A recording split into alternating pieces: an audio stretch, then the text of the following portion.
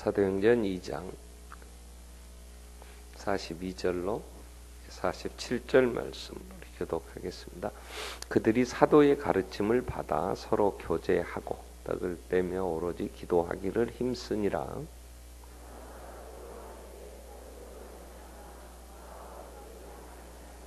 믿는 사람이 다 함께 있어 모든 물건을 서로 통용하고 날마다 마음을 같이하여 성전에 모이기를 힘쓰고 집에서 떡을 떼며 기쁨과 순전한 마음으로 음식을 먹고 하나님을 찬미하며 또 온 백성에게 칭송을 받으니 주께서 구원받는 사람 날마다 더하게 하시니라. 아멘. 교회는 주님이 세우셨죠. 그 반석 위에, 그 신앙 고백 위에 세워지는 교회. 그래서 교회는 영광스럽다 그랬죠. 그리고 어제 우리가 살폈던 이제 사도들과 선지자들의 터 위에 세워지는 교회입니다. 자, 오늘부터는 이제 그래서 각처에 세워지는 교회들을 이제 살피게 되는데 우리가 예루살렘 교회를 이제 살피게 됩니다. 우리가 초대교회 뭐 이런 얘기를 할 때에 사도행전에 나타나는 이제 첫 번째 교회가 이제 예루살렘. 오늘 본문 42절에 그들이 누구냐? 그러면 이게 예루살렘 교회죠. 자, 41절 그 앞절에 보면 그 말을 받은 사람들은 세례를 받으면 이날의 신도의 수가 어쨌다 3,000이나 더하더라. 그래서 하루에 3,000명이 돌아와 버렸을까요? 여기 더하더라 이것은요 점진적으로 그 얘기예요.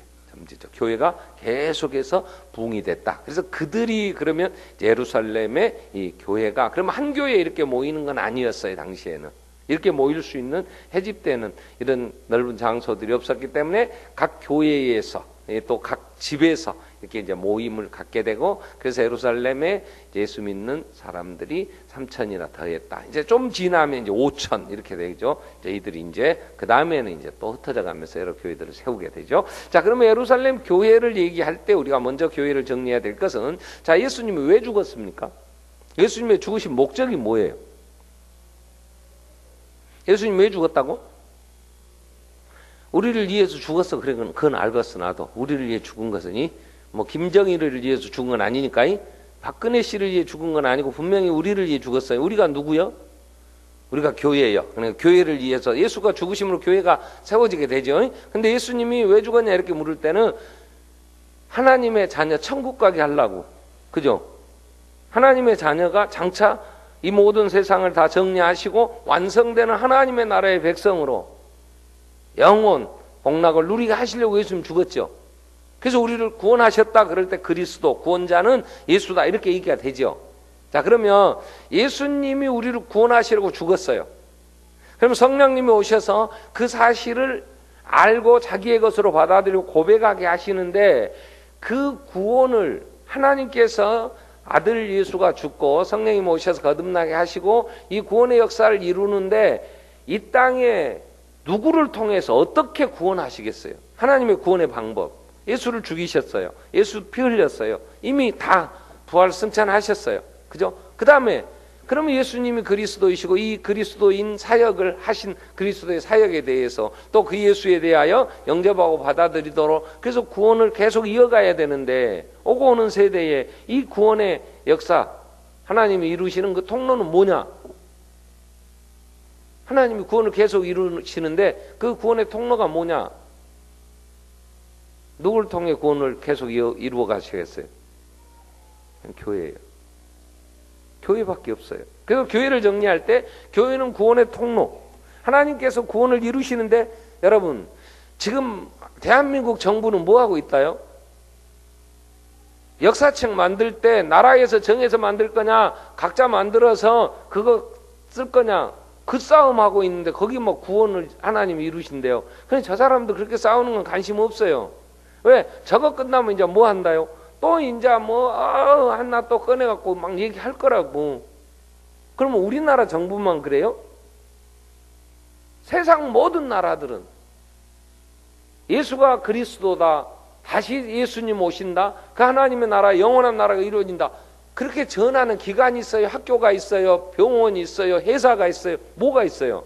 아무것도 없어요. 오직 하나, 교회. 그렇기 때문에 하나님의 관심은 교회밖에 없어요. 하나님은 교회를 통하여, 그래서 교회는 우리의 소망이고 희망인 거야. 아멘. 우리가 가서 거듭나지 않은 사람한테 이 얘기하면 미친놈 그런다니까. 그러니까 우리는 미친 소리 하면 안 돼. 그러니까 예수가 그리스도다, 하나님이 살아계신다고 믿지 않는 남편한테는 미친 소리 하지 마. 에라이 미친년, 저것 미쳐갖고 저거. 근데 바울도 사람들이 미쳤다 그랬고 예수님도 미쳤다 그랬어. 그러니까 바울이 뭐라 그래요? 우리가 미쳤어도 온전하게 미쳤다, 이렇게. 고린도후서 5장 17절 이후에, 그죠? 13절부터. 그러니까 미쳤다는 소리를, 하여튼 미친 사람을 미쳤다고 하는 데는 정신이 온전하든지, 안 미친 사람을 미쳤다고 하면 그놈이 미친놈이지. 그죠? 근데 그걸 싸우지 마. 그걸 무식한 변론이라 그래. 그러니까 내가 40년 만에 친구 만났다 그랬죠. 나 그 친구한테 예수 믿으라고 한마디, 내가 술 따라줬다니까. 밥 먹어, 저녁밥 먹으면서 소주, 그냥 소주 주시오 오늘은, 그러더만. 그래 내가 소주 따라줬어. 그리고 갈 때도 잘 가라. 그랬더니 자주 만나자 그러더라고. 이제 자주 만나다가 어느 날 한번 지가 이제 뭐 예수에 대해서 물어보면 내가 얘기를 해주겠지. 근데 나는 거기다 대놓고 예수 믿으라고 안 해. 그럼 뭐라 그러겠어? 저 미친놈 나한테 속으로 그럴 거 아니야. 누구를 만나든지 우리가 그 사람이 하나님을 보여야 되잖아. 이게 거듭난 사람이 하나님 나라가 들어가게 하고, 하나님 거듭난 증거가 뭐냐? 자 보세요. 요한복음 3장 3절에 보면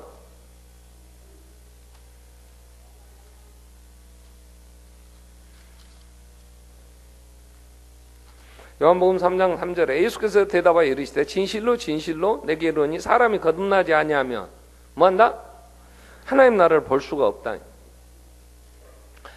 거듭난다는 게 이제 5절에 가면 물과 성령으로 거듭나지 아니하면 하나님 나라에 들어갈 수가 없다 그랬죠. 그러니까 하나님 나라가 안 보이는 사람한테 하나님이 다스리신 나라라는 개념은요, 나라라는 개념은 그 나라 그럴 때 통치의 의미가 제일 큽니다. 하나님이 세상을 다스리신다. 이게 믿어져야 겁나는 거잖아. 어렴풋하게 믿어져도 어이구 나 하나님한테 벌 받으면 어쩔까? 이런 얘기가 나온 사람, 그래 그러니까 하나님한테 벌 안 받으려면 너 예수 믿어라, 이렇게 말이 될 거 아니야. 그러니까 먼저 하나님이 겁나다고, 하나님이 겁나서 나 어떻게 할까 하는 사람에게 예수를 얘기를 해야지. 하나님이 어딨냐 이놈아, 그런 데다 예수 오면 괜히, 그건 지혜가 아니라니까. 그래서 바울은 이렇게 얘기해요. 하나님이 어딨냐 이놈아, 이런 사람하고는 결혼도 하지 마라 그래. 했거든 살아라, 같이 살자고 하거든. 근데 헤어지자고 하면 헤어져 버려라 그랬어. 그랬다고 이혼한다고 막 나한테 이제 줄줄이 설 사람 많다요. 그럼 웬만하면 살아. 웬만하면 혼자 살 거요? 혼자 살기 벅차잖아. 그러니까 기도해. 언젠가 돌아올 걸로 믿고, 그래서 얻어맞고, 그래서 하도 맞다가 못 맞겠으면 하나님 어떻게 좀 빨리 좀 어떻게 뒤집어 주세요 해서, 김창희 목사님이 충영교에 계셨잖아요. 근데 그분 이제 은퇴하셨는데, 그 어떤 그 글에 이제 그 교회에서 일어난 얘기를 하더라고요. 부인이 교회를 가고 이 남편이 교회를 안 다녀. 근데 맨 교회 가서 기도하고 밤에 늦게 오고 막 그러니까 이제 혼자 밥상 차려놓고 가고 이제 늦게 오면이 여보 미안해요 뭐 하고 이제 그렇게 하면 교회가 있으니까. 그런데 그날도 술 한잔 먹고 교회 집에 왔더니 쉽게 말하면 XX년이 글 써놓고 가버렸어 교회를. 그러니까 이제 술김에 이런 내가 그냥 가만히 안 놔둬 머리 다 뽑아본다고. 그리고 이제 교회 오니까 예배 드리는데 전부 앞에 먹으니까 다 뒷꼭지만 보이잖아. 딱 보니까 저거 그러고 뒤지게 펴고 막 머리 뽑아버렸어. 근데 나중에 패다 보니까 집만으로가 아니야. 그래갖고 이 사람이 예수를 믿게 돼요. 예수를 믿어. 그러니까 머리 뽑힌 사람이 당시의 국장, 하여튼 그 높은 사람 마누라야. 근데 그 부인이 그랬대. 이제 어떻게 막 할 수가 없잖아. 내가 이 문제 삼지 않을 때가 교회를 다니시오. 그랬더니 너무 고마워. 그 다음부터 따라온 거야. 그냥 부르는 방법도 여러 가지더라고. 와갖고 목사를 뒤지게 패고 나하고 합의해야 되는데 너 교회 다니면 내가 그냥 합의서 써준다 그러면 올지 모르니까 그럼 기도를 하든가. 근데 웬만하면 목사 때리라고는 하지 마. 옛날에 맞으면 써. 그러니까 하나님의 방법 내가 아직 얘기했죠. 성령은 불가항력적 은총을 그죠? 거부할 수 없도록. 어떤 사람은요 꿈을 꾸다가 아! 하고 손이 들어서 이제 너무 뒤에서 창이 팍 이 손이 안 내려와. 근데 마누라가 교회 가서 기도하면 된다고 목사님한테 기도받으러 왔더니 기도 받고 내려와 버렸어. 그럼 교회 다니겠어 안 다니겠어? 교회 하여튼 별의별. 제가 그 현악교회라고 무안 있죠. 근데 무안 현악교회라고 있는데요. 그 현악교회가 세워진 과정이 자기 아들이 아파. 그러니까 누가 지나가던 어떤 복음 전하는 사람이 저 오살리 금식기도원에 순복음 저 오살리 금식기도원에 가서 기도하면 자식 낳는다 이런 거야. 그런 건 뭐 방법이 없으니까 이제 이 엄마가 갔어. 근데 갔는데 예수도 모르고 아무것도 모르는데 기도원에 갔는데 기도원은 막 하루에 3번씩 막 집회를 하는데 뭔 소리인지 알아들을 수가 있어야지. 근데 계속 막 복음의 씨를 뿌리라고 막 그러니까 이 농사짓던 아주머니가 다 있어봐야 뭐 뭔 말인지도 모르고 그러니까 지나다니는 좀 이렇게 이제 뭐 딱 보니까 뭐 좀 하는 것 같더래. 그러니까 그 기도원의 전도사예요, 여전도사. 아, 나 이제 우리 고향 갈라요. 이제 전라도 이 아주머니가 그 복음 씨나 좀 주시오. 가서 우리 밭에다 뿌리게 그랬어. 그러니까 이 전도사님이 가만히 보니까 그 동네는 교회가 없다는 걸 알고 알았다고. 그래요. 그리고 이제 그 주소를 이제 어디냐고 해가지고 이제 그 위에 보고를 해놨는데 거기에 복음을 전해야 되겠다고 하는 그 이제 불이 붙은 나이 드신 분이 자식들이 다 컸어요. 근데 어려서 이제 내가 그 목회를 해야 되겠다 하다가 그 자식 키우고 하느라고 못했던 분이 기도로 오셔가지고 복음 증거되지 않은 거 예배당 없는 거대. 왜 자식들이 다 잘 됐더라고요. 제가 막 목회 시작할 때 저하고 같이 이제 하게 됐었는데 그러니까 그 아버지가 어디 가서 좀 전할 데 없겠냐 그러니까 여기는 동네 교회가 없다 하더라고. 그리고 준 게 무안군 현경면 현알이요. 그래서 거기 가서 이분이 현악교회라고 교회를 하나 세웠어요. 교회를.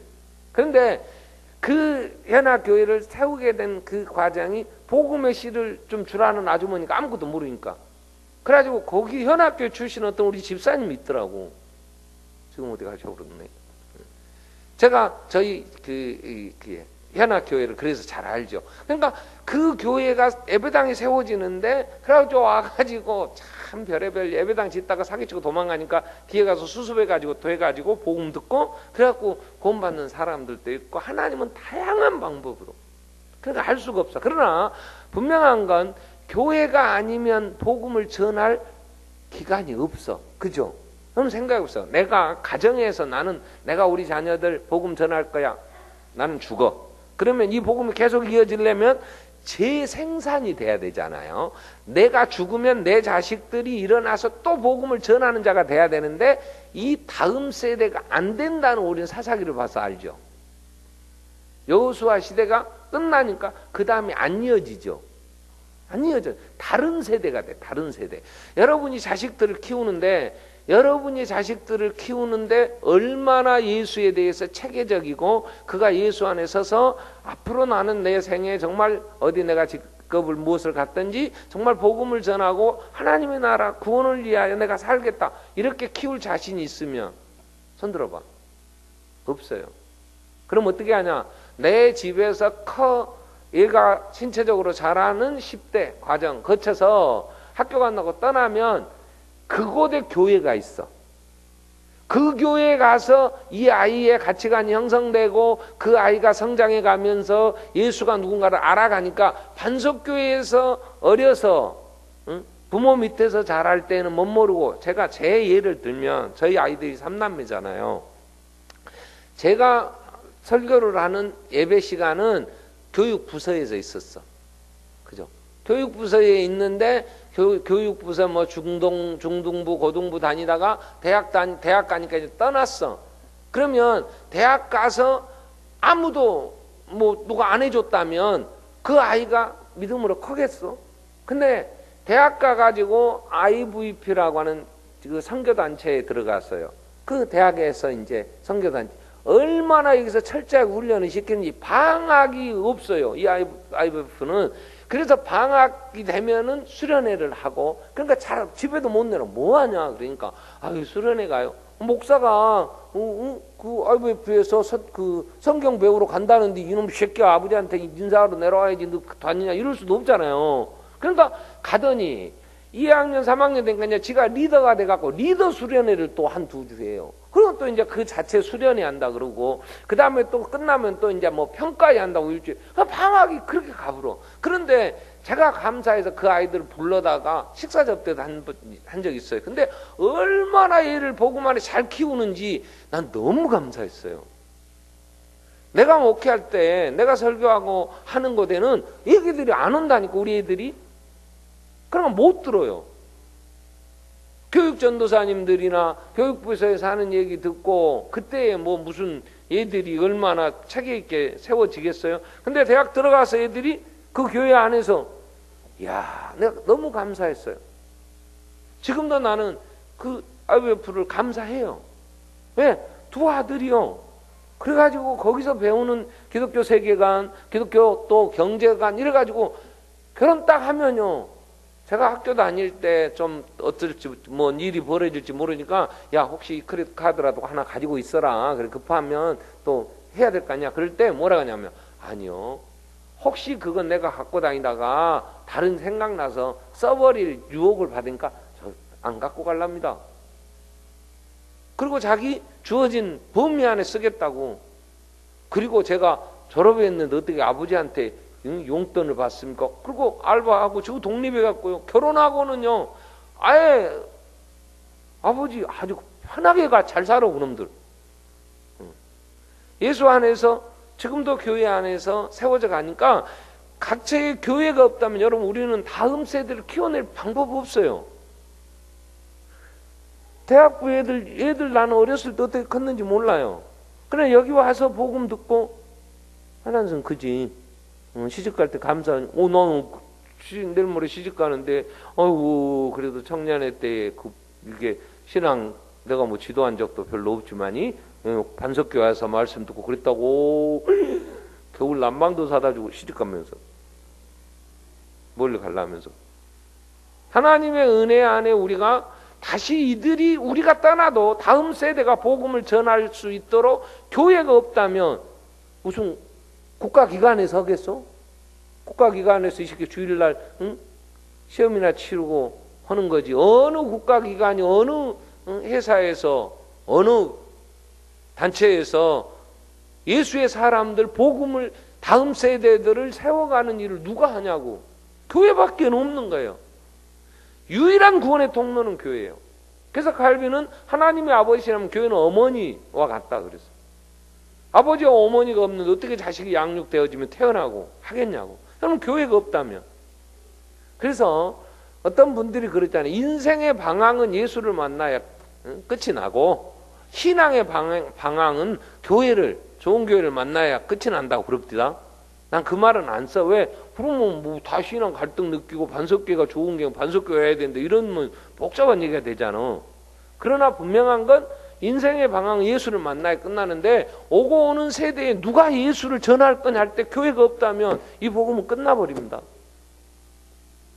자, 그러면 이제 교회는 예루살렘 교회가 어떤 교회가 됐든지 그 교회를 하나님이 쓰시는 교회는 복받은 교회예요. 아멘? 그래서 예루살렘 교회를 정리를 할 때 저는 47절을 정리합니다. 47절.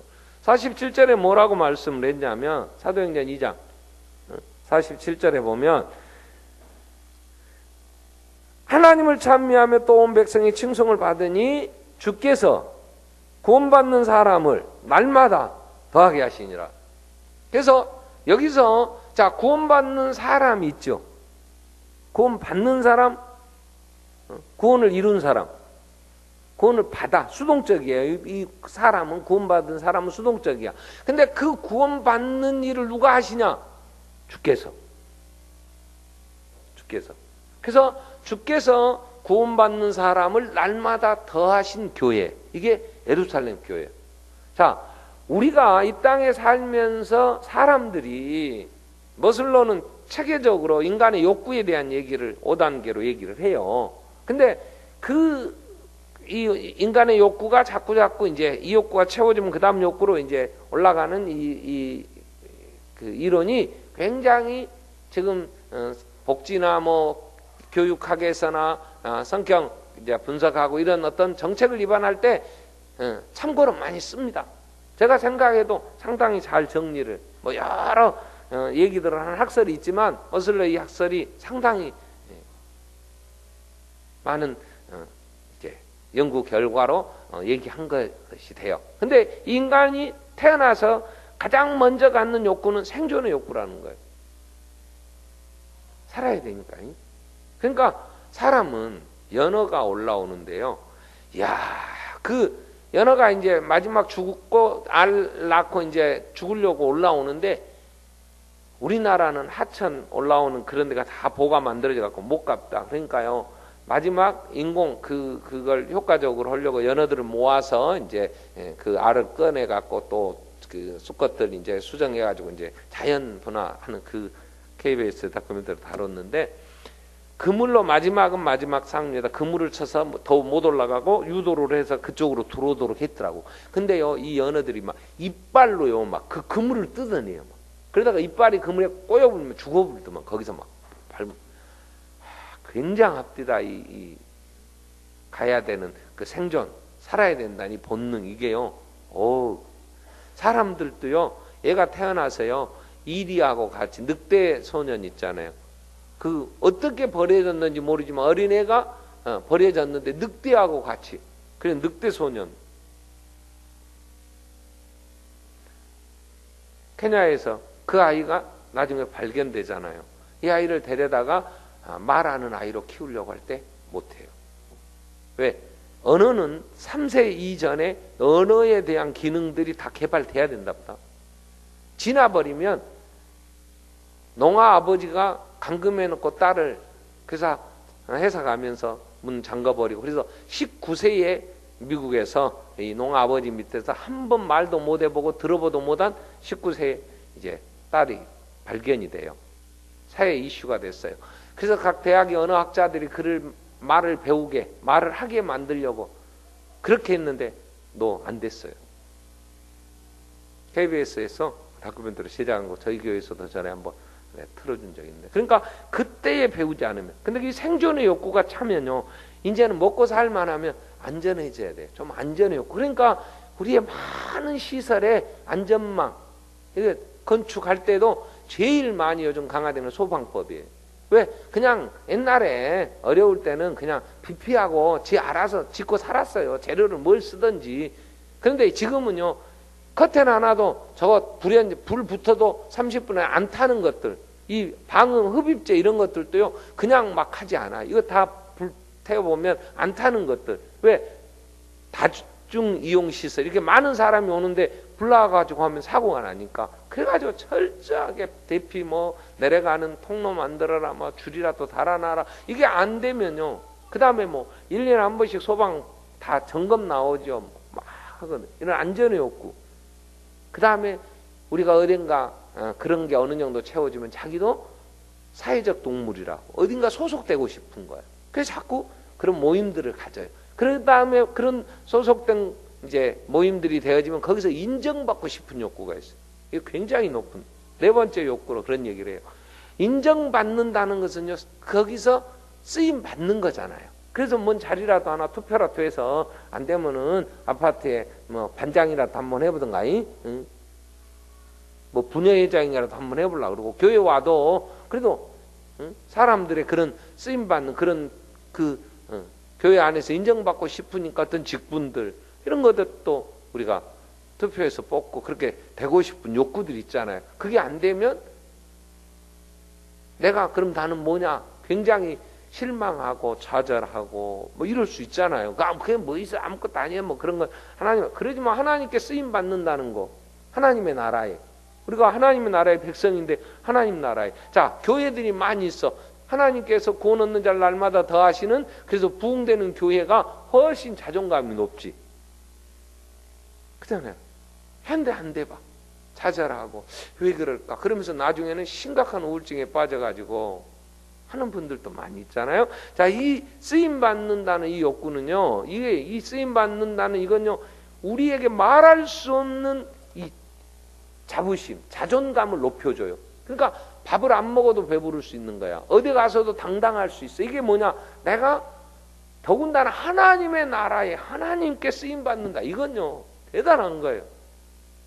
그렇기 때문에 우리는 반석교회가 날마다 구원 얻는 자가 더하여지고 부흥되어진다고 할 때 우리는 내게 주어지는 이 복은요, 이건 세상에 돈으로 계산이 안 되는 것들이에요. 교회가 유일한 구원의 통로인데 그 교회 중에 하나님이 구원 얻는 자를, 주께서 날마다 구원 얻는 자를 더하신다고 하는 이 예루살렘 교회와 같이 구원의 역사를 늘 이룬다면 이보다 더 복된 일이 어디 있겠냐. 내 개인적으로도 교회 안에서 나를 통하여 하나님의 나라가 확장되어지고 우리가 속한 교회가, 여러분 반석교회가 갈수록 싸우고 맨 모이라고도 안 모이고 그런다 해봐. 여러분 기분이 어떠겠어? 언제 이사 갈까? 빨리 이사 가버려야 되는데, 응? 어쨌든 거기를 떠나려고 해? 근데 반석교회가 날마다 구원 얻는 자가 더하여지고 하는 일들이 더 부흥되어질 때 기분 나쁘요? 어디 가갖고 누구하고 얘기할 때 어디 나 반석교회 다닌다고. 그 교회 어째? 우리 교회 뭐 날마다 그 교회 목사 죽어버렸다면 아니요 목사님 썽썽해라. 뭐 나 죽었다는 사람도 있더라고. 별의별 소리 뭐, 응? 그 심장 수술했다는데 그때 괜찮았는가? 뭐 그런 소리 더 하겠지. 근데 멀쩡하잖아요, 그죠? 딱 봐도 여러분보다 내가 더 오래 살 것 같잖아. 그리고 지나가다가 문 교회 저렇게 크대 그래. 예배당이 큰 거지 뭐 교회가 크다요, 그죠? 예배당이 크다는 얘기는 그 안에 들어가는 수가 많으니까 그런 거겠지. 저는요, 주께서 날마다 구원 얻는 자를 더하신다. 왜 주께서 구원 얻는 자를 날마다 더하시는 교회일까? 저는 25년 동안 이 부분 생각하고 교회를 이루어가고 있어요. 제가 개척할 때에 가장 정말 힘있게 붙잡은 구절이 이 47절이에요. 주께서 구원 얻는 자를 날마다 더하신다. 그래서 지금도 주여 날마다 구원 얻는 자를 더하여 주소서. 저는요, 처음 개척할 때는 이건 날마다 막 신방하고 그때 구역 예배를 드리고 싶은데 구역이 없잖아요. 그래서 전도지들 이게 그 아파트 문에다 꽂고 다닐 때 참 오픈했을 때 그 입주할 때 가서 꼽을 때마다 아버지 날마다 구원 얻는 자를 더하여 주소서 구역 예배 드리고 싶습니다. 왜? 구역이 없으니까. 금요일 되면 구역 예배를 보통 드렸는데 구역이 있어야지. 그래서 날마다 구원 얻는 자를 더하여 주소서. 날마다. 그러면서 생각이, 주님이 피로 값주고 산 거듭난 생명, 이제 이 갓난 아이야. 이 갓난 아이를 어느 교회에다가 주님이 맡기실까? 여기서 주어는요, 주입니다. 예수. 주께서 교회 머리. 이분이 구원 얻는 자를 날마다 더하세요. 그러면 여러분이 자식을 낳아서 내 자식을 유치원에 보내려고 해도 유치원에 사방대 다녀봐요. 그 기껏해야 1년, 2년 다니면 학교 가요. 근데 학교 가는데도 어느 학교로 보낼까? 그래서 학군 좋은 데로 찾아야 되나? 의사 다니잖아. 명제 엄마인 줄 알고 지가. 그지? 왜? 내 새끼 유치원 보내는데도 가서 시설도 보고 그래갖고 맡기는데 뭐 거기서 거기지 뭐 반석 어린이집에 보내나 뭐 어디 보내나 뭐 얼마나 차이가 나겠어? 그 안에서 대부분 하지. 그래도 가서 따지고 해요. 근데 이 생명을 거듭난 정말 피로 값주고 사신 이 생명을 주님이 아무데나 맡기겠냐고. 안 그래요? 그래서 저는 교회 부흥은요, 우리가 건강한 교회에 맡겨주셨을 때 그 생명을 잘 양육할 수 있느냐, 주님이 판단해서 그래 여기다 맡겨야 돼, 그래야 보낸다고 나는 확실히 믿어. 그래서 우리가 처음 개척했을 때 제가 그 광산 이 일대, 이 우리 살고 있는 하나님 이 바운더리 그 생활지가 있었어요. 그때 사랑방이라는 게 아니고 조그만 그 생활 정보지. 거기에 교회 이름이 다 나왔어요. 제가 셀 때 내가 생각 와 많다 그랬는데 정확한 지금 숫자를 제가 잊어버렸는데 하여튼 73개인가 하여튼 몇 개인가 교회가 있더라고. 그래서 제가 혼자 이 많은 교회들이 다 걸어 다녀도 다 어디든지 갈 수 있는 그 안에 있는 교회들이었어요. 하나님이 이 생명을 또 이사 오면은 이사 온 생명은 이건 간단한 일은 아닐지라도 이 교회를 찾는데 그래서 교회를 한번 오고요. 교회 새로운 오는 식구들을 딱 보면 알죠. 왜? 늘 보는 얼굴이야. 뭐 연들이 있으니까 사랑해. 그래도 새로 딱 왔다 그러면 눈에 딱 띄어. 왜? 낯설거든. 안 보던 얼굴이네. 그럼 이제 딱 보지. 목사는 이 정도 되면 한번 쫙 훑고 설교 한 2번 하면서 좌우로 훑으면 오늘 누가 빠졌구나. 왜? 꼭 앉는 자리에 앉거든. 뭐 딱 보면 저 자리 비워버렸다 저거. 저쪽은 대머리가 있고 저쪽은 키 좀 뻘쩍 튀어나오고 저거 뭐 딱 보면 뭐 여러분 거의 앉은 자리에 앉잖아요. 저쪽에는 저 권사들 또 있고 와갖고 앉고 뭐 이렇게 딱 정리가 됐는데 이 새로 생뚱맞게 딱 온 사람 눈에 딱 띄어요. 그러면 새로 왔구나 이렇게 생각을 해. 그러다가 이제 안 나와. 그러면 우리가 뭘 하겠냐? 교회 여행 온다 그래. 이제 여기저기 가보는 거야. 그래가지고 보통 한 20개 정도 다니고 어떤 분은 30개 교회 정도 다니고 와. 그래서 한 2주나 3주 지나면요 딱 오면 그때 등록해. 이제 왔구나. 등록하러 왔구나. 이제 그래. 왜? 가서 다 돌아다녀 보는 건 이제 갓난아이는 아니여. 이건 이제 먹어보고 내 입맛에 맞는데 좀 그럴만한 내가 어디 가야 되겠나 이 정도 되는 사람들. 이제 다른 데 신앙생활 하다가 이사 왔으니까 그래가지고 오면 이제 등록을 해. 그러면 이제 신방을 하죠. 많이 돌아다녔어요. 가서 그래 보면 한 20개 다녔다는 둥 뭐라고 막 해요. 그때마다 제가 이 교회를 주께서 걸음을 내가 걷는 게 아니고 우리의 걸음을 지도하신 이가 있는데 그분이 하나님이시라고. 그래서 발걸음을 여기까지 인도해 주셔야 교회가 부흥될 거 아니야. 목사가 교회를 이루어 가는데 자꾸 안 돼봐. 그럼 목사가 얼마나 자존감도 정말 이제 상처를 입고 어디 가도 뭐라고 얘기를 할 거야. 얼마나 힘들겠어요. 그래도 날마다 구원 얻는 데가 더하여져서 주님이 이 교회가 필요하시겠구나. 정말 필요하니까 우리에게 이렇게 보내주셔서 그럼 더 힘있게 복음을 전하고 할 수 있잖아. 그래 안 그래요? 내 말이 틀렸어? 꼭 맞는 말만 하지. 예루살렘 교회가 그랬다고. 그래서 저는 날마다 구원 얻는 자를 더하여 주소서 그러면서 생각은 주님이 보내시는데 우리가 이 생명을 보내신 성도를 주님의 마음에 흡족하게 세워가야 된다. 키워야 된다. 그러지 않으면 안 보내실 것 같아. 근데 그렇게 해서 날마다 여러분 저희 처음 저쪽 마을에서 그 할 때 주공 아파트가 제일 처음 101동, 102동, 3동이 이제 그 입주가 됐어요. 그 다음에 백사동부터 그 다음에 200단지 뭐 이렇게 하고 이제 그 다음에 이제 제일 아파트 저 우미 아파트 이쪽으로 이제 입주들을 하고 이제 세워졌는데 저희 교회까지 들어오려면 골목까지 오는데 그 아파트부터 우리 교회까지 올 때 8개 교회가 있어요 앞에.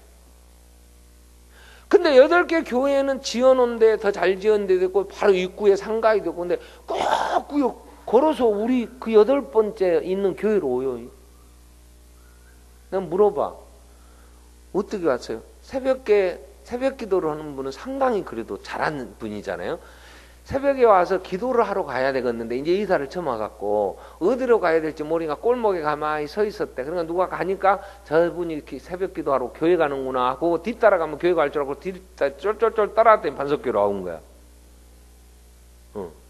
그래서 저는요 5년 동안은요 제가 교회 처음 설립하고 5년 동안은요 새벽 기도 한 번을 안 갔어요. 어디 안 빠졌어요. 어떤 분이 하도 장성 전대 수련원에서 뭐 세미나라고 어떻게 오라고 내가 우리 교회 보조 좀 해준 분이었어. 하도 오라고 하니까 보조 또 해줬는데 안 갈 수가 없더라고. 근데 갔다가 새벽 2시에 내가 새벽 기도를 하러 온 사람이에요. 왜냐하면 새벽 기도에 온 사람이 목사가 없어. 새벽 기도 하는데. 그럼 뭐 이런 교회가 다 있대. 그럴 거 아니요. 안 그러겠어요? 새벽 기도를 다닐 정도 되면 이거 상당히 올척이거든. 새벽 기도도 안 다니면 이건 새벽 기도를 다닐 정도 되면 교회 이제 일꾼 되는 거야. 이건 그냥 주순 거야. 아니 이제 갓난애기 키워갖고 써먹으려고 해봐. 우리 말로 목사들끼리 10년 키워도 잘 안 돼야 그러거든. 근데 가만히 있어도 그냥 다 커갖고 왔는데 그런 사람들이 모여야 헌금도 올 거고 주일학교 반사도 올 거고 찬양대도 하고 그잖아. 밥 설거지라도 하려면. 그냥 새벽기도 오는 사람을 놓치면 안 되잖아. 그럼 새벽기도가 일당 10명, 새벽기도에 오는 사람은 10명은 감당한다 그러거든. 그러니까 새벽기도 안 나온 사람은 별로 이쁨 못 받아 나한테. 새벽기도 와서 기도하는 사람들, 나이 들어갖고 잠 없어서 오시는 분하고 다른 거야 이거. 이 새벽기도 오시는 분들은 근데 젊은 친구들이 새벽기도 이게 좀 있거든. 이게 안에 속에 든 게 있거든. 그러면 이제 그런 사람들 이 새벽에 와야 지켜야 되는. 그때도 주께서 보내시니까 새벽에 왔던 분들 많이 있어. 내가 이름 뭐 얘기해줘. 그 새벽기도 다니다가 오신 분들.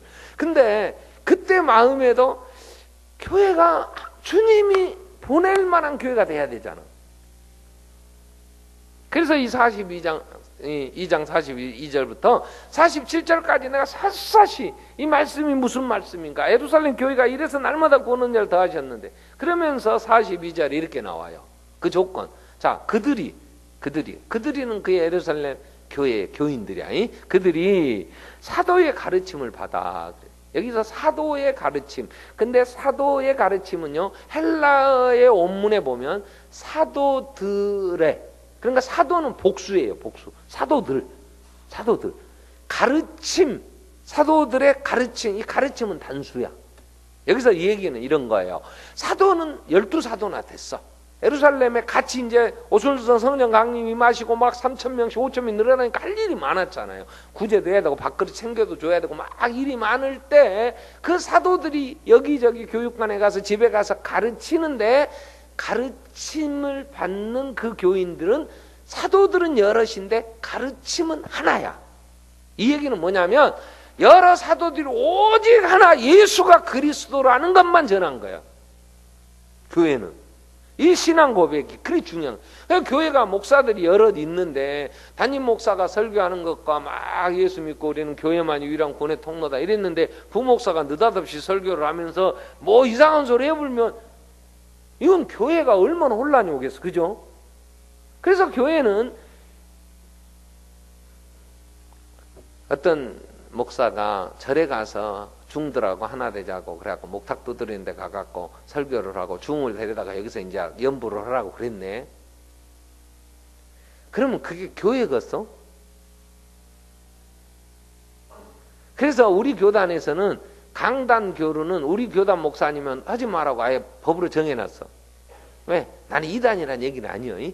다른 교단의 목사들은 우리와 가르침이 다르다 이렇게 정리가 돼가지고 그래서 나눠지는 보통 지난번에 부산에서 WCC 전 세계에 그냥 이제 종교 다원주의지 모든 종교는 하나다 이래갖고 심지어 공산주의까지도 막 했던 건데 그게 우리나라에서 총회하면서 우리는 그럴 수는 없다. 우리나라가 주창하는 게 반공인데 이 뭐 공산주의자가 같이 해갖고는 이게 안 된다 해갖고 안 했는데 뭐 불교, 원불교, 뭐 캐톨릭 막 뭐 정녀들 막 가갖고 같이 하는 종교의 회의, 전 세계 종교 올림픽이라고 하는 이런 거. 우리 교단만이 아니라 우리 교단하고 또 뭐 저 예수교 성결교나 몇 개 교단은 그걸 안 해요. 그래가지고 교단이 나눠졌잖아. 그게 통합처가 나눠지는 거거든요. 그러니까 강단을 같이 교류하지 마라 이래요. 그러니까 여러분 웬만하면 저는 제가 쓰죠. 좀 불만이요. 예부 강사가 좀 왔으면 쓰겠어? 나 오라 그럴게. 근데 내가 봐도 내가 할 때가 더 모여. 참 나는 이런 복이 또 어디가 있을까? 예부 강사 한다면 더 안 와보여. 솔직하게 또 내가 해야 재미있지. 근데 왜 그러냐? 우리 성도들의 형편을 내가 제일 잘하니까 요리를 해도 영양 배탈 안 나게 먹이지. 적당히 30분 딱 되면 끝내주고. 예부에서 오면 막 느닷없이 길어져 버려. 그럼 여러분 계획 세웠던 거 그러니까 오늘 또 길 것 같다. 가지 말아보자.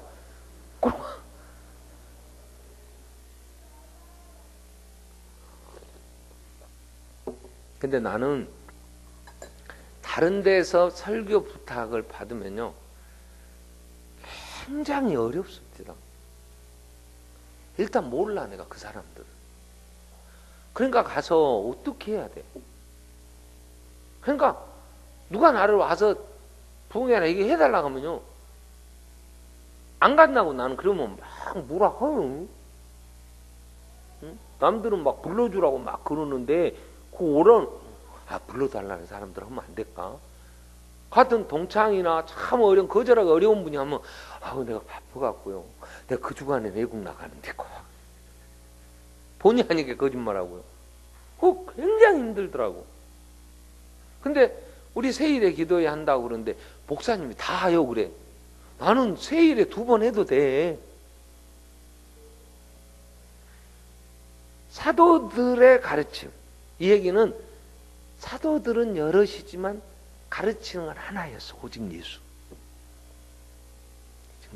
교회는 예수가 그리스도라는 사실, 이것 그리스도 그 안에 모든 비밀이 다 이것만 전하기에도 시간이 부족하지. 예수 안에 우리가 서야 되는 거, 여러 교회들이 역사적으로 어떻게 했던가, 자 우리의 모습들 하나하나 좀 고쳐가려고 하니. 그래서 하나의 이 말씀이 하나여야 된다. 그래서 자꾸 다른 물 먹지 마라 우리가 그러죠. 그런데 이상한 어디 가서 무슨 성경 공부한다고 다니고 우리 교회에서 다 해준다니까. 반석교회에서 내가 공급이 안 돼갖고 나는 정말 더 갈급해갖고 그런다면 우리는 잘못하고 있는 거지. 그러다 이상한 데 가서 성경 공부한다고 쫓아다니다가 신천지 빠지고 신천지 지금 14만 2천 몇백 명까지 올라갔다 왔다. 작년만 해도 1만 몇천 명이 늘었대요. 이건 보통 일이 아니에요 이거.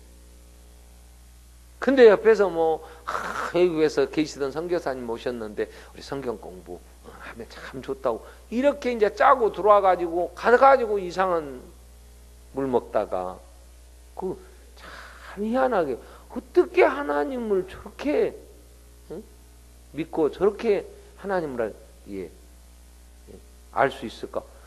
저런 게 어떻게 허무맹랑한 저런 소리를 성경에 근거해서 비추어 보면 알 텐데 참 안타까울 때가 많아요. 그래서 이 예루살렘 교회에 구원 얻는 자가 날마다 더하여진다고 할 때에 가장 중요한 요소는 뭐냐?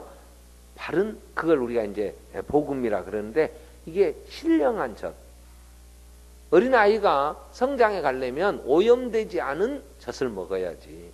이게 오염됐거나 변했거나 이러면 그래서 성경 계속해서 너희가 말씀으로 거듭났는데 갓난아이 같은 너희가 신령한 젖을 사모해라 그러잖아요. 그러니까 정말 하나님 말씀이 어떤 의미가 있는가 이거 찾고 그리고 그 말씀 안에서 오늘 우리에게 이 말씀은 어떤 의미가 있는가 찾아서 그 말씀을 전하려고 하는 이 예루살렘 교회 사도들은 많이 있었지만 가르침은 하나였다. 오직 교회가. 그래서 반석교회가 처음부터 우리가 구호로 내세운 표어로 내세운 게 말씀 위의 선교회. 제가 3대째 예수 믿는 집에 태어났잖아요. 여러분 듣기에 내가 좀 거친 것 같아도 내가 오래된 신앙 집안에서 태어났어요. 그리고 초등학교 때부터 우리 어머님이 어떻게 은사 집회 이런 데 데리고 다녔는지 이상하게 아들 중에 나만 데리고 다닌 것 같아. 그래가지고 내가 중학교 때까지 산상 집회니 이런 은사 집회 막 뒤에서 태권도 한다고 우리가 눈 뜨고 보면 막 기도하면서 삼각산에 북한산에 막 얼마나 다녔는지 그런 많은 것들을 다 경험하고 정리된 게 뭐냐면 하나님의 말씀 위에 서서 성령의 능력을 구하고 우리는 서야 된다. 말씀이 희미하고요. 말씀에 근거하지 않은 이 꼭 점쟁이 점치듯이요. 이게 한국의 다미선교회의 그래서 1988년에 다가올 미래를 준비하라는 그 성경이 있었잖아요. 그게 예수 재림하신다고. 그리고 광주는 봉선동으로 오신다겠다니까. 그러고 거기 가갖고 흰옷 입고 가니까 그 10월 28일인가 그랬어. 88년. 그래가지고 막 서울은 저 화곡동이거든. 방송국들이 막 차에 이슈가 돼갖고 예수님 오셨어 안 오셨어? 안 오셔버렸다니까. 그러고 나는 장로 부인이 거기 다녀. 그래가지고는 저희 전세금 가져가라고. 애들 학교도 안 보냈어 그때. 예수님 재림하실 때 학교 보는 뭐냐. 그래가지고 예수님은 안 오시고 그때 88 올림픽만 잘 치러 오셨어요. 그리고 내가 90년에 개척을 했으니 한국 교회가 얼마나 말씀이 혼잡했고 떠나 있었어. 그래서 말씀이 했어요. 그래서 철저하게 꿈 얘기했다가는 우리한테 벼락 맞아버려. 꿈은 집에서 혼자 거야 밤에. 해먹은 네 맘대로 하고 교회 가서 얘기하지 마라. 뭐 꿈에야 뜨고 뭘 봤다. 나는 본다는 걸 부정하지 않아요. 저희 어머님도 환상을 늘 보고 저도 뭐 기도하면서 뭐 하니 그러나 그걸 얘기하거나 그걸 공적은 이렇게 돼버리면 이거 복잡합니다.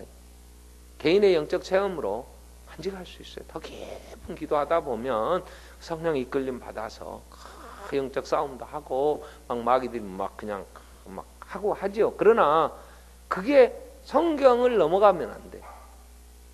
하나님의 말씀에서 다 얘기된 거니까. 그래서 우리는 사도들의 가르침, 사도의 가르침인데 사도들의 가르침. 자, 예루살렘 교회를 우리가 몇 번 생각할 거예요. 이번 주에. 자, 그러면 이 하나님께 쓰임받는 부흥, 날마다 구원 은혜가 더해지는 교회가 어떤 교회였기에 하나님은 그 생명들을 보냈냐고. 저는 저희 동창 중에 저희가 신학교를 졸업할 때 한 800 몇십 명이 같이 졸업했어요. 개척하고 이 반석교회만큼 이룬 우리 동창은 하나도 없어요. 그 우리 동창들 중에도 반석교회 그래도 개척해서 이렇게 하나님이 성장시켜 준 교회는 반석교회 그렇게 해서 뭐 얘기들을 막 해요. 뭐 얘기 어떻게 했냐? 나는 그럴 때 다른 얘기는 제가 가서 뭐 얘기 이게 많이 하지도 않지만 후배 목사들도 가끔 와서 묻고 어떤 궁금해할 때 제가 하는 얘기가 그 얘기. 자, 하나님이 그 영혼을 위하여 아들을 죽이시고 피로 값주고 샀는데 이 생명을 어느 교회에다가 맡기시겠냐? 누구 교회에다 맡기시는 것이 네가 생각할 때 가장 하나님이 합당한 거다. 하나님 그러실 것 같다. 그런 교회를 만들어라. 그런 교회가 어떤 교회냐 할 때 내가 이 본문을 소개를 해줘요. 사도들의 가르침과 그 다음에 하나 더 있어. 자, 사도들의 가르침을 받아 서로 교제하고 떡을 떼고 오로지 기도하기를. 세 가지. 교제, 떡을 떼고 기도. 사도들의 가르침을 받았어요. 그러니까 그 교회는 세 가지가 있었어. 교제가 있었어. 성찬, 예배가 있었어. 떡을 뗀다 이 말은요. 주님이 떡을 떼시면서 그게 이제 초대교회 예배는 이 성찬식 거행하는 거예요. 그게 살아있는 말씀을 다시 체험하는 거니까.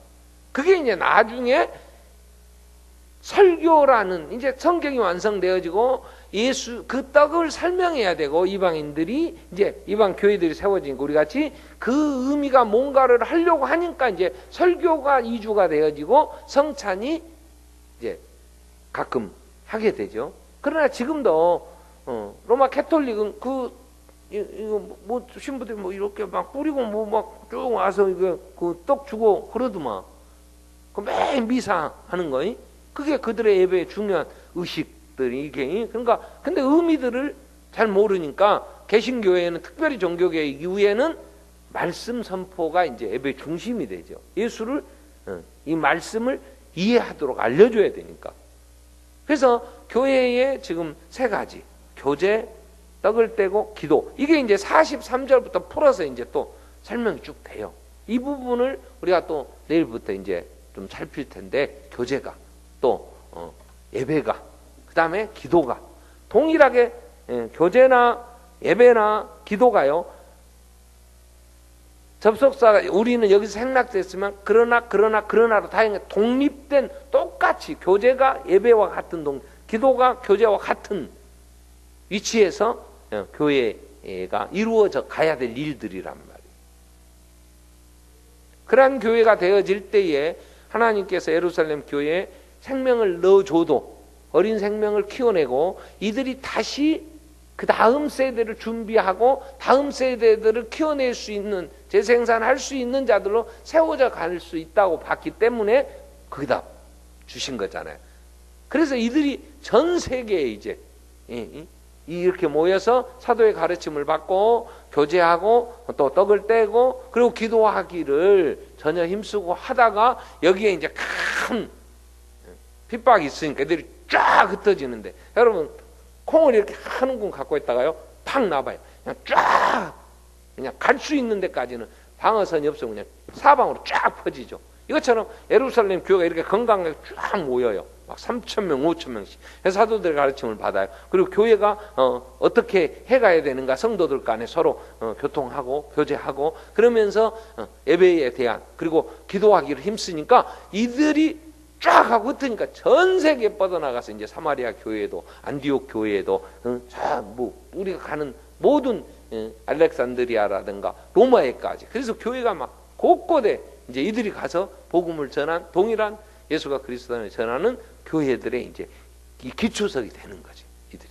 그래가지고 300여 년쯤 지나니까 벌써 지중해 연변 그 예루살렘을 중심으로 한 그 일대는 완전히 복음화되어 교회가 이제 표면화 드러나니까 엄청난 수들이, 하나님이 숨어있던 성도들이 드러나기 시작하니까, 그리고 오늘날 전 세계에 이 복음이 증거되게 하셨죠. 자, 그렇다면 이제 우리 오늘 세 번 살핀 이 교회는 영광스럽다는 거 꼭 기억하세요. 자, 영광스러운 이 교회, 하나님이 유일하게 구원의 통로로 쓰시는 이 세상의 기관은 교회밖에 없다. 그렇기 때문에 우리는 무엇을 하든지 교회 안에서 내가 이 교회를, 건강한 교회를 이루기 위하여 우리는 내가 해야 할 일들이 있는 거죠. 얼마나 영광스러운 거예요. 그 다음에 이 교회는 반드시 신앙 고백 위에 사도들과 선지자들의 터 위에 세워지는 거지, 교회는 다른 목적으로 모이는 그런 모임이 아니에요. 오직 예수가 그리스도라는 사실을 고백하고 그 고백 때문에 닥치는 그 많은 어려움들을 이겨내면서 오직 예수가 그리스도라는 걸 전하기 위하여 모인 이 단체, 모임이 교회라는 거예요. 그 교회에서 예수가 증거되지 않고 예수 안에 세워지는 훈련이 되어지지 않으면서 교회가 서로 모여서 무슨 돈 버는 얘기, 뭐 어느 아파트가 뭐 올라갔다는 둥, 뭐 어쩌고, 뭐 어디로 가야, 어디다 집을 사야 나중에 집 팔 때 막 땅값이 올라가고 뭐 허겄는가, 이런 소리나 하는 구역이 있거나 이런 사람들이 있다면 이건 교회가 아니에요. 그건 어디 가야 되냐? 저 주식 회사, 주식 그 거래하는 데 가야 돼. 그런데 아니면 은행에 가서 상담하든가, 아니면 보험회사 가서 컨설턴트한테 가서 자기 자산에 대한 평가를 받아보든가, 그런 게 교회에서 할 일이 아니라니까. 교회는. 그래서 하나님이 오늘 예루살렘 교회 쓰시는 교회, 어느 교회를 쓰실 거냐, 하나님이 나를 쓰셔야 되는데, 우리 삶에서 내가 하나님께 쓰임받는 사람이 되어야 될 때 내 안에 이 복음이 분명해야 돼.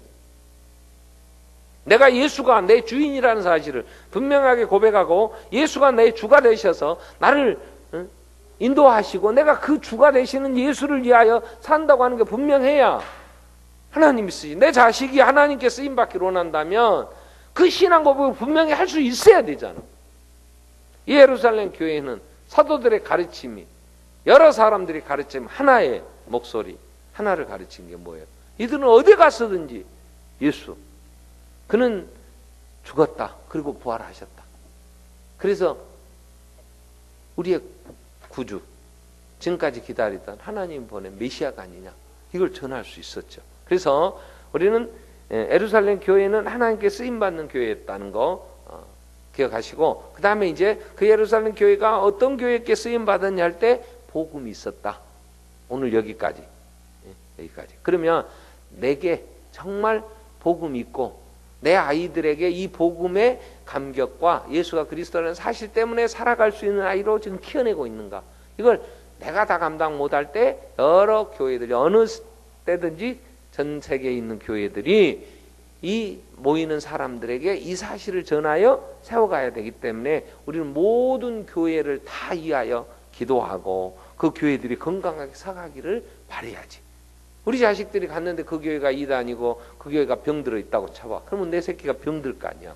그러니 전 세계에 있는 모든 교회들이 타 지역, 응? 또 이 나라가 아닌 다른 나라에까지도 그런 교회들이 건강하게 서가야 되지. 이게 이제 다음 내일 우리가 살필 교제 안에서 이제 할 거니까요. 우리 한번 기도할 텐데, 자, 우리는 쓰임 받는, 정말 우리의 삶이 하나님의 나라의 교회에서 우리가 쓰임 받는 예루살렘 교회처럼 쓰임 받는 삶이 되게 해 주십시오. 반석 교회가 하나님 쓰시기 합당한, 정말 하나님이 귀한 생명들을 날마다 구원 얻는 자를 더하여 주시는 교회, 정말 보내실 때에 정말 염려하지 아니하시고 보내면 잘 양육되어지고 다시 더 훈련되어져서 복음을 위해 사는 일꾼들로 세워져 갈 수 있는, 그리고 나가서 전하여 또 이 복음의 역사를 이루어가는 교회로 우리가 바르게 서갈 수 있게 해주십시오. 우리 기도하고, 우리 또 여러분 자녀들을 위해서 기도할 때에도 정말 복음 안에서 아름답게 서가고, 어디 가서 또 어느 교회 섬기더니 그 교회가 복음 안에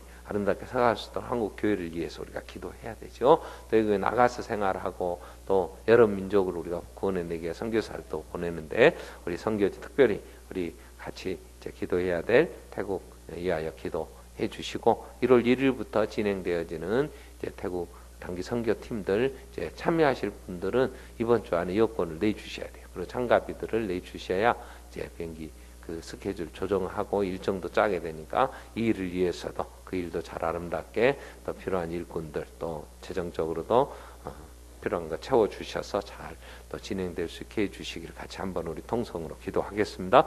살아계신 하나님 아버지 감사합니다. 영광스러운